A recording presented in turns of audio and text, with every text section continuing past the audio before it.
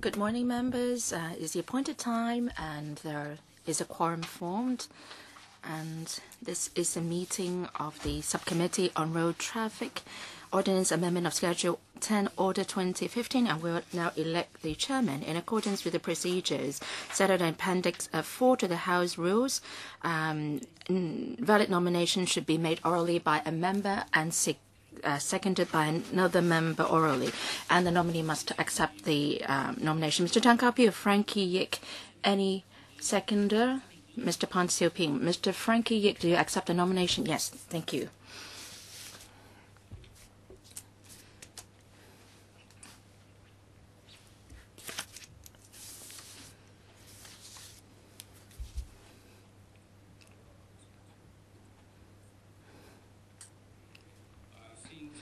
First of all, is there a need to elect a deputy chairman?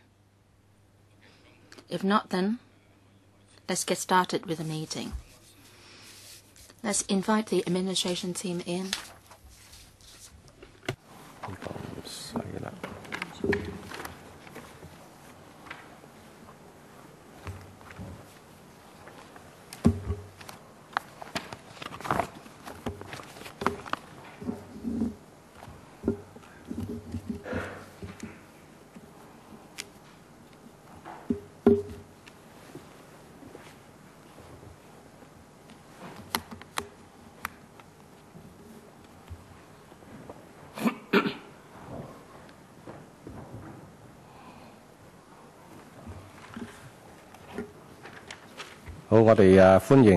Welcome, Assistant Director, EBD, Mr. Mok Wai Chin, Principal Environmental Protection Officer, Mr. Fong Kin Wah, and Government Counsel, Department of Justice, Mr. Alex Lai.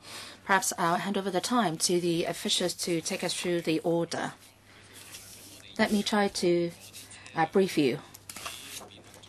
Now, motor vehicles, if they emit excessive smoke, if they are caught, then we would require the vehicle owners to take the vehicles to the DVETCs to do a test. And the purpose is to have the car fixed first, and then the test is really to test whether the vehicles have been repaired and maintained properly, and there is a testing fee. Now, the fee level is $310, and that was set in 1998, and in the past 17 years there hasn't been any change to the fee level. And in the past 17 years, the testing centers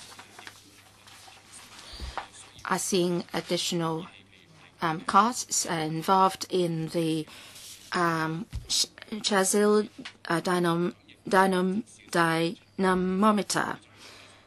And the test will also take a longer time, and we also have inflation and additional operating costs. And the testing centers feel that this fee level of $310 will not be able to help sustain their operations. And actually, for diesel vehicles testing centers, we used to have 12 centers, and we're now left with only 6. And among them, only 2 are in operation. And for the others, the machines have gone out of order and need repair.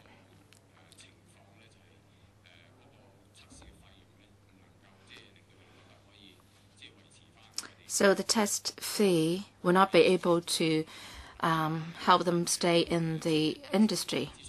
So in July last year, we have consulted the EA panel and asked for a rise in the testing fee.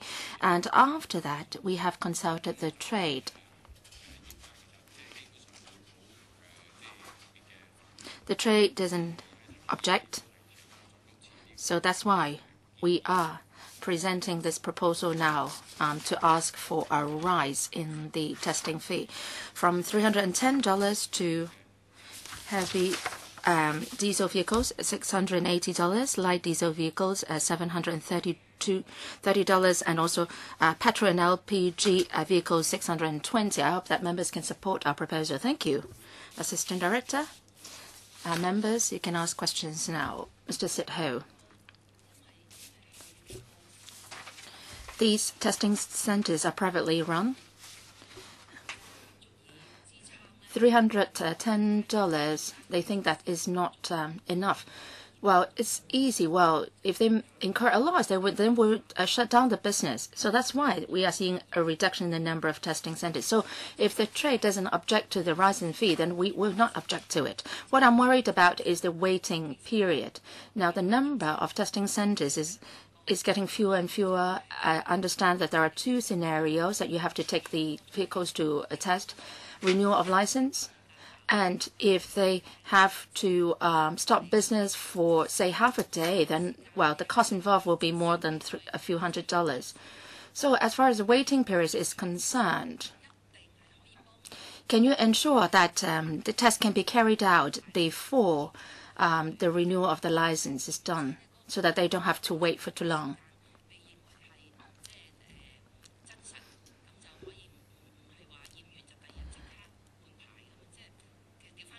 Well, let me put it this way. You will not take your vehicle to a test the day just before the renewal of the license. Now, in another scenario, if, say, the vehicles are caught by you for emitting excessive smoke, and then you're asking them to have the tests done before they are allowed to be, the vehicles are allowed to be run on the roads. So this is something unexpected for the vehicle owners, and the vehicle owners are caught on the roads. And now, for such scenarios, how long usually the vehicle owners have to wait? The members here are not so much concerned about the rise in the fee level, but rather the waiting period. Is it possible that the vehicle owners can get their tests done at once, and then they would not be having to stop or cease operation while waiting for a test to be done? The waiting period. What happens if they are caught on the road for emitting excessive smoke? Well, let me explain. When we detect a vehicle emitting excessive smoke, then we'll allow for 12 days for them to do repair and maintenance, including for a test to be conducted. Normally, that would be enough. Now, at present, we have introduced this as dynamometer test, and we have explained to the vehicle owners how to do a better job in their repair and maintenance works. So the driver's awareness has been enhanced, and the trade has been doing a relatively good job. Now, in 2000, at the peak, well, for every year, 40,000 vehicles are being tested. Today, 5,000 vehicles are tested on average a year, because the number of smoky vehicles has dropped from 40,000 to 5,000 now.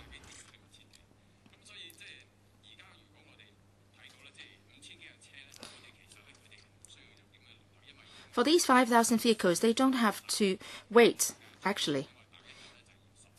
Well, for every day, 10 vehicles are tested by one center. Well, if we take the heavy vehicles as an example, so for 1 hour, 3 to 4 vehicles can be tested.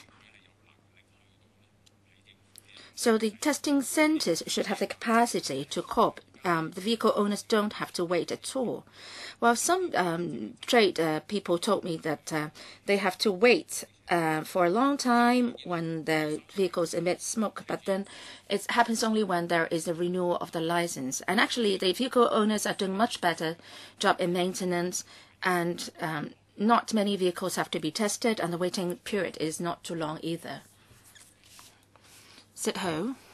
Of course, the government officials have all this information to share with us, but then the trade has been telling us a lot, which shows the situation is otherwise. Now, if time allows, can we ask the trade to come and tell us what is happening in the trade? You want a public hearing, is that right? Yes. Ms. Ho raises this notion, this idea. Yes. Any objection? If not, then we'll try to arrange a public hearing. Actually, we've heard some views from the taxi trade. Of course, the government said there is no problem. I can respond to the Assistant Director immediately, but I will hold my remarks for the time being. The next one first. Mr. Tan Ka-piu. 12 centres have now become 6 centres, and you've got figures 40,000 and 5,000 now. So the testing centre is closing down one by one, and then there are 6 now, but then only 2 are in operation. Can I confirm this? Have I misheard you? Only 2 are in operation now? We used to have 12 centres, and now we are left with 6. And then for 4 of them, they're having problems with their equipment, and they're waiting for it to be fixed. So only 2 are in operation for diesel vehicles. I want to make myself clear. There are 3 types of activities. Well, one is classified based on the type of vehicles, and one is testing on heavy diesel vehicles, the other on light diesel vehicles, and the third one is on LPG and petrol vehicles. In the past, our new measures for LPG and petrol vehicles. For diesel vehicles, in the past we had 12 testing centers, and now there are only 6, and only 2 are in operation. One is for heavy diesel vehicles, and the other is for light diesel vehicles. And for petrol and LPG vehicles, we have 4 testing centers at the moment.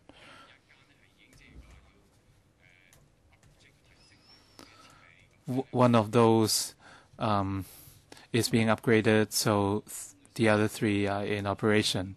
And during peak periods, how many at their peaks, how many testing centers did we have for diesel vehicles?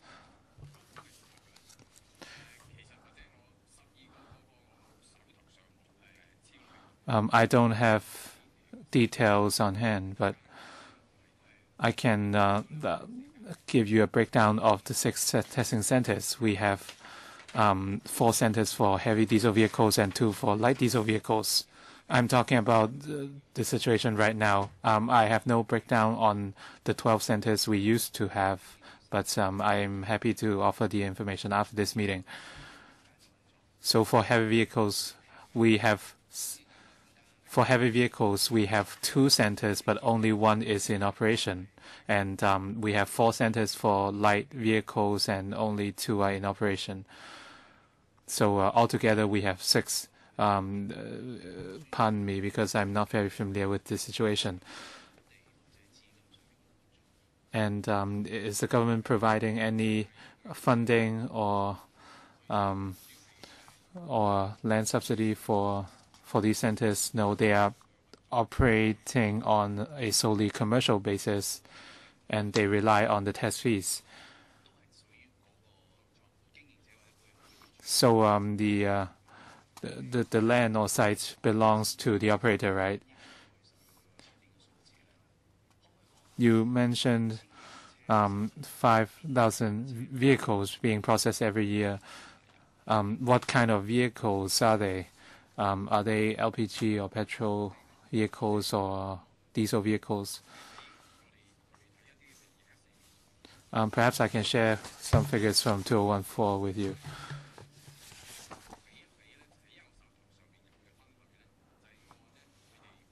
I have some information on hand on the number of tests performed at each center.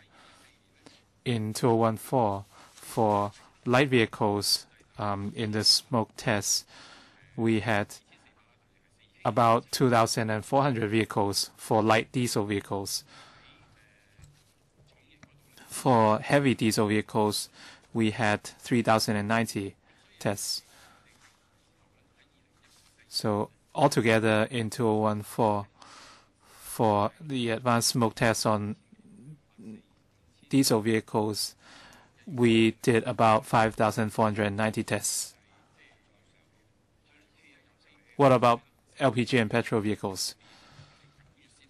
We only started tests for these vehicles in September last year, so we have statistics for 8 months. Altogether, we had 3,771 tests in the past 8 months. I'm not sure if there will be any differences for the test in terms of equipment, but for heavy diesel vehicles, we only have one center, but 3,090 tests were conducted. This figure is higher than that for light diesel vehicles. You said the demand seems to be decreasing, but why are the waiting times still so long? Is the problem really for heavy diesel vehicles? I have been to those DVETCs myself, and I'm not aware that the waiting times have been very long, and we have not received any comments from the trades that they cannot secure time slots to test their vehicles. We have not received such complaints.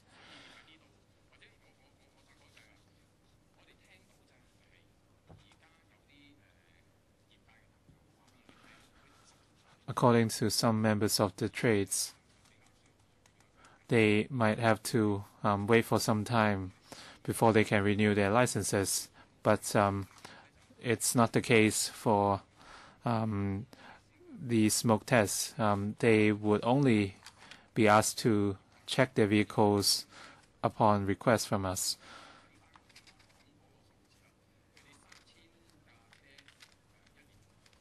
We test 3,000 or so vehicles a year. If we divide it by 12 months, we are only talking about 250 vehicles per month. And if a center can process 3 to 4 vehicles a day, in theory, we can test all the vehicles within 10 days. But within a month, we have more than 20 working days, so it should be more than enough. So they should not. The owners should not have to wait for a very long time, and they might not even have to make appointments. For annual car tests, the waiting times are extremely long, so we are waiting for new car testing centers from the Transport Department. And for the advanced smoke tests, I'm not aware of very long waiting times. If a vehicle owner is caught, they must send their cars for maintenance. And we don't have any new players in this industry, so it's not about the capacity of the DVETCs. Diesel vehicles or Euro 1 or 2 diesel vehicles will be phased out within a year or two. And so these DVETCs for heavy diesel vehicles would rightly be concerned. How would you address their concerns? Would you allow them to increase the test fees to $1,000 or $2,000? For newer vehicles, the chance of emitting black smoke is lower, but it doesn't mean that it would not happen. So it should not be a big concern for operators. For new vehicles, if they're not being upgraded, there's still a possibility of emitting smoke. But since the number of cars being tested has dropped from more than 40,000 to about 5,000, so it's really about the whether the test fee is sustainable. We used to have vehicles emitting black smoke in the past. In recent years, the situation has much improved. As you said, the number of cars undergoing tests has dropped from 40,000 to 5,000. And in the adjustment of the test fees, you, according to the electrical paper, you arranged 2 consultation sessions, and you also consulted the trade. And some members of the trades feel that the test should be done by the government. And of course, from business point of view, if you have 40,000 cars undergoing tests every year, then it would be sustainable to the testing centers. But in terms of full cost recovery, the situation was acceptable in the past because it was a flat rate was charged, but now you're proposing different rates. So have you considered conducting the test yourself by the government? Because in your new proposals, the high costs are being transferred to the user. So would you consider running these tests for yourselves? Because it's right now it's a big burden to those test centers. Assistant Director, if the government is to conduct the tests itself, the figures we come up with in terms of salaries, equipment, and other costs will be very different from the private market.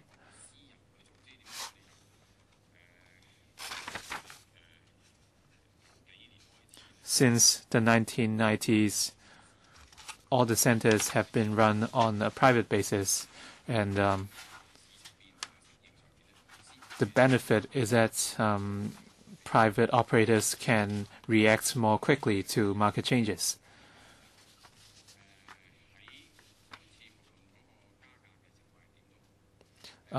Regardless of the extent of the exam fee adjustment, as long as vehicle owners do a good job of maintaining their vehicles,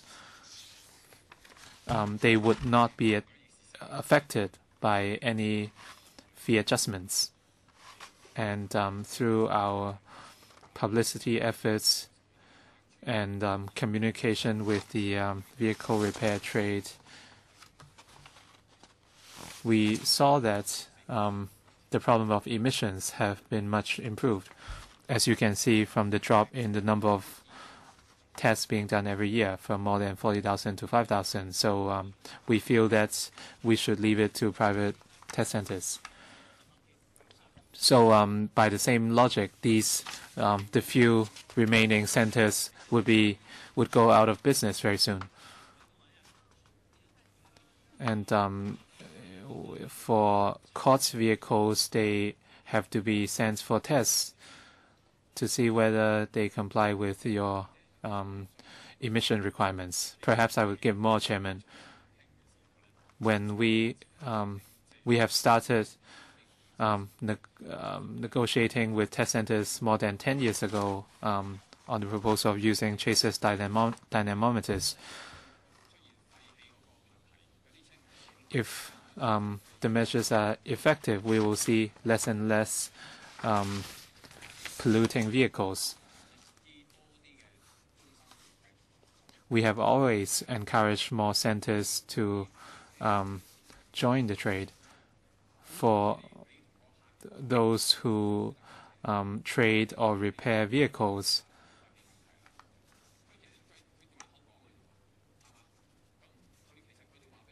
they have to convince their customers on how their vehicles are being maintained or improved. So these are very basic equipment. If you tell a car owner that you have fixed their car, you have to show them what you've done. So we have always encouraged the trade.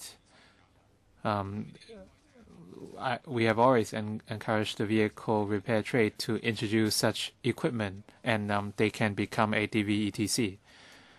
Assistant Director, with the increasing rents, the test fees might rise to a very high level, and this is a concern. As you know, the government is conducting a study on car parks for heavy vehicles, and the results will be out later this year. And if the government eventually builds a multi-story car park for heavy vehicles, would you reserve the basement floor for testing center? And As such, you can control the rents. Can you reserve that space for private operators so that they won't be affected as much by changes in market rental levels? If one day the trade is not interested anymore in running the testing center, well, all along I've been saying that it should be considered as a basic provision for these operators. But anyway, there may be a possibility that the operators are not willing to run the test center anymore because costs have become so exorbitant. So if that happens, we have to reconsider whether the government will take up the responsibility ourselves. But for today, still there is interest within the trade in running the service.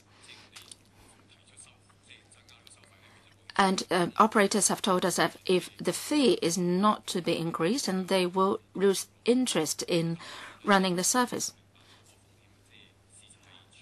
But we do understand that there is a risk, and we would be keeping a close eye on it. The fee will be increased. I don't know for how much longer the trade can run the business. The fee has remained unchanged for the past 17 years. Is it possible that the fee will have to be raised again in, say, 1 to 2 years' time?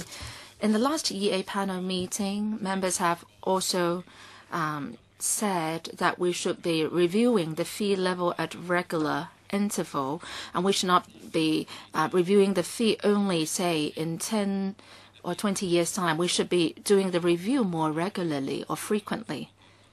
We should have regard to the inflation rate to decide on the rise level.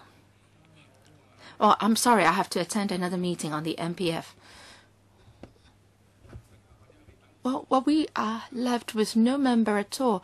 Mr. Poon, can you stay a bit longer? We'll be very quick.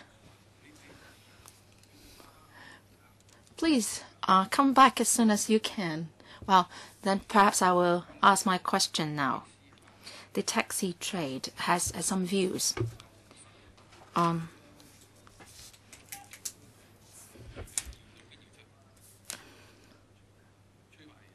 the catalytic converters and oxygen sensors. There are problems with the maintenance of such equipment, and they said that they have been caught by you on the roadside after the installation of these equipment, and they have to do something again. And the garage told them that it's all right, there is no problem, but then they are detected having a problem again, and then they have to do the test again. And they think that it's a problem with the repair workshop rather than their own problem. It's unfair to them, and they have to pay an extra few $100s. Now, if I have the new equipment installed and I'm caught at the roadside by you and I have to do the test again, can there be a waiver of the fee, the testing fee, or can a lower fee be charged? So this is their request. Second, is not a problem with the capacity of the testing centers. The vehicle owners are finding that the repair time of the garage is too long because not many new players are joining the trade. And now you are using this rule of 14 days. Can flexibility be allowed? Can you relax the time limit? 2 questions. Thank you, Chairman.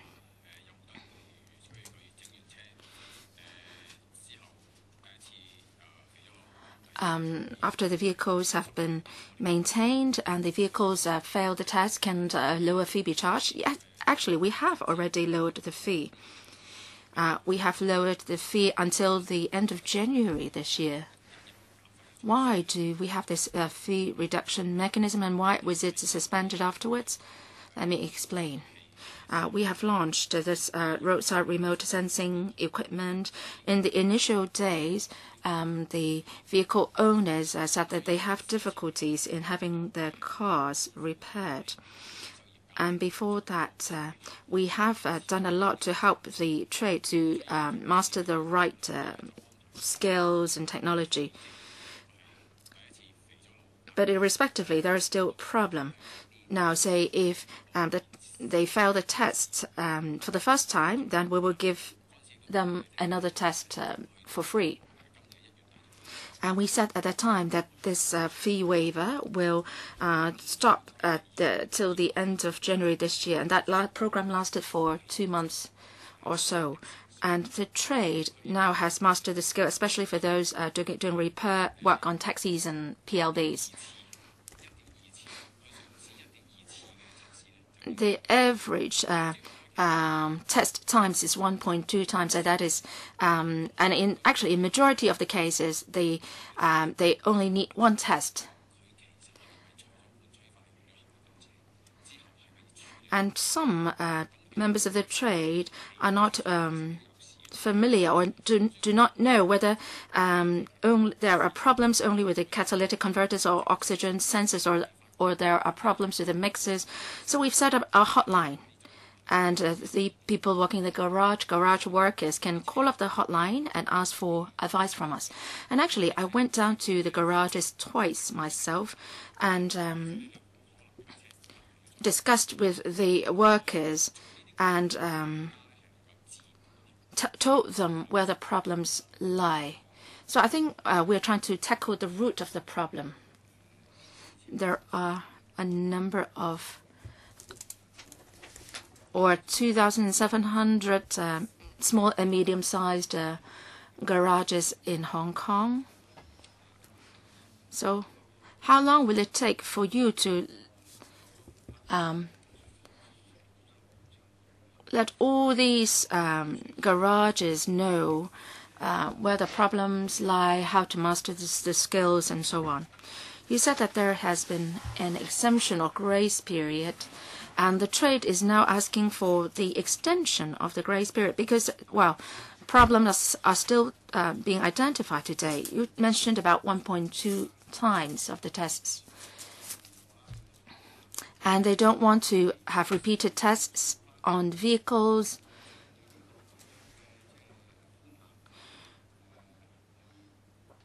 Would you consider extending this grace period, say, up to the end of this year, so that sufficient time would be allowed for the garage workers to understand that apart from working on the catalytic converters and so on, they can deal with other problems of the vehicles? I wonder whether we have good justifications for giving this free tests of vehicles.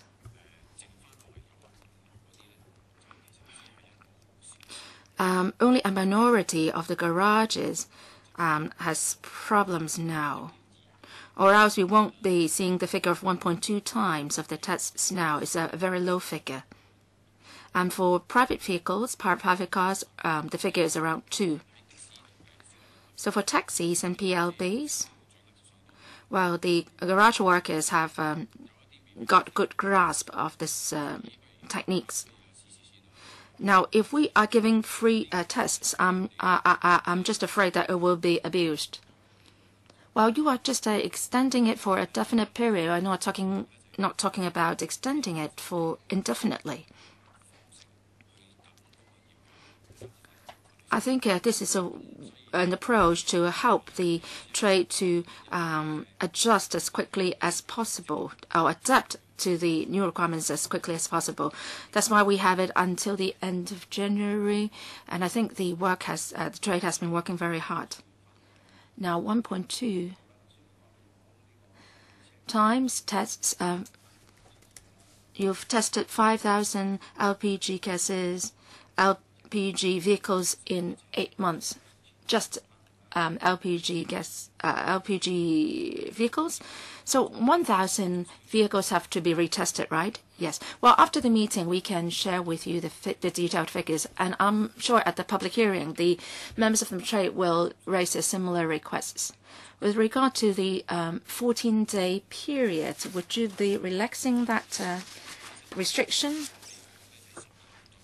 Now we're having this 12-day rule, around 2 weeks' time. Our arrangement has all along been that if the trade has real difficulties in getting repair and maintenance works done, for example, there may be a problem with the supply of the parts. For such cases, we would approve an application for extension of the period. Now, if say the garage workers are too busy and they don't have time, but then we have difficulty in accepting that kind of justification. There are many garages and garage workers in Hong Kong, and actually a few vehicle owners have told us have given us this reason.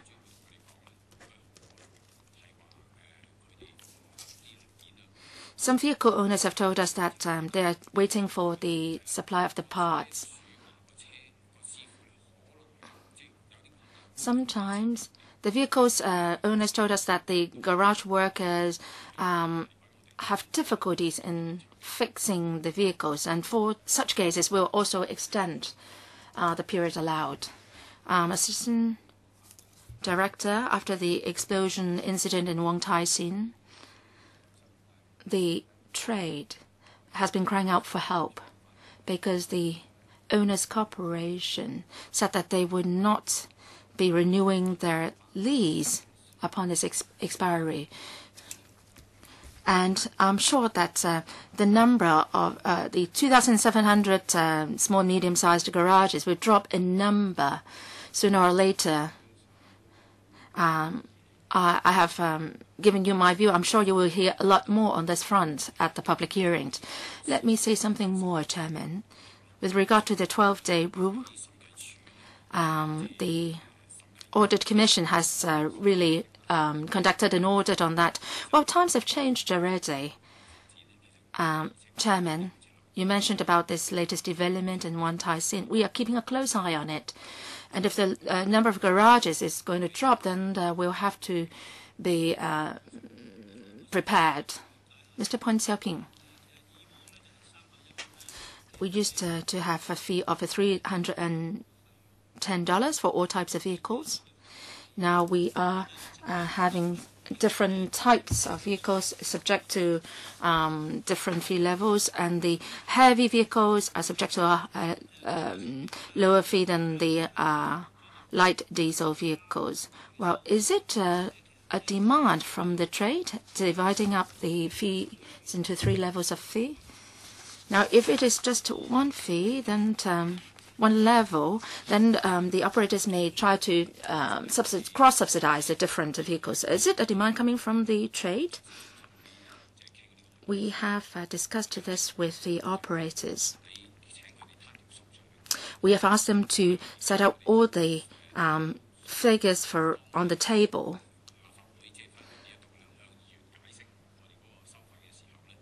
If we try to explain to electrical members our fees, and we are bound to get questions on the criteria that we took into account. So in July last year, when we presented the paper to the electrical, we set out all the figures related to this fee. And these figures were provided by the operators themselves, and I think all these figures are reasonable.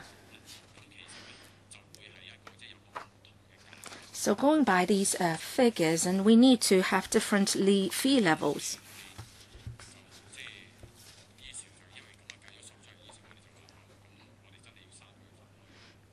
So that's why we come up with the 3 tiers of fees.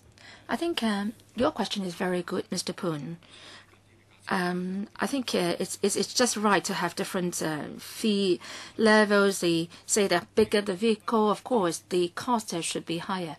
Now, theoretically, the heavier the vehicle, the higher should be the fee. But then you're doing it the other way around because of the rental considerations.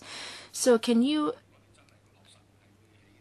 go back to the THB and discuss with them whether, say, if a multi-story heavy vehicle car parks are going to be built, space should be reserved for these operators to operate the testing center.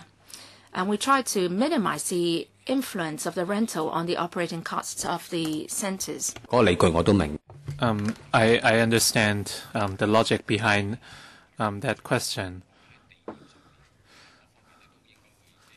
But if we allow the operators to operate on a private basis, then they have more flexibility in terms of the sites and other arrangements. Everyone hopes for more land, and that might be a problem if the government takes up this testing work. From a business point of view, no one would run these centers unless they can make a profit. Assuming you have 5,000 tests every year, if centers don't find it profitable, no one would do it. A year or so, the centers might be driven out of business. So by then, where will the vehicles go? So I hope the government can think more long term.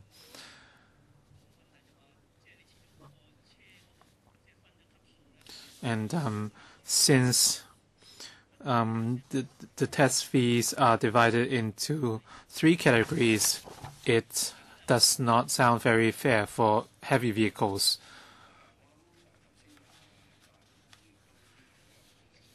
Ms. Sit-Ho requested a public hearing, so when the Secretariat draws up a date, we will inform members. We would further consult the trades to see whether or not any amendments must be made. Thank you very much, Chairman.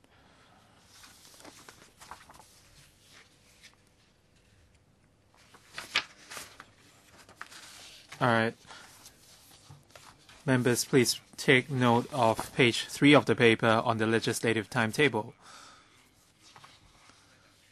This order will be commenced on the 1st of August 2015, and the scrutiny period will expire on the 17th of June, and will report to the House Committee on the 5th of June, given that there will be no extension. And if it's extended, and we will report to the House Committee on the 26th of June 2015. I think we have to extend the scrutiny period if we are to have a public hearing. If the period is, I'm quite sure that we need to extend the scrutiny period if subcommittee members feel that more time is needed to study the order. They can move a motion at the council meeting of the 10th of June or 17th of June to extend the scrutiny period to the 8th of July 2015. Any objections? If not, that would be our decision. Anything to add? The next meeting,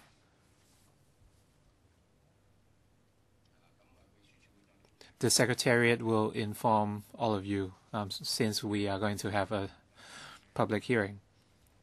Anything to add?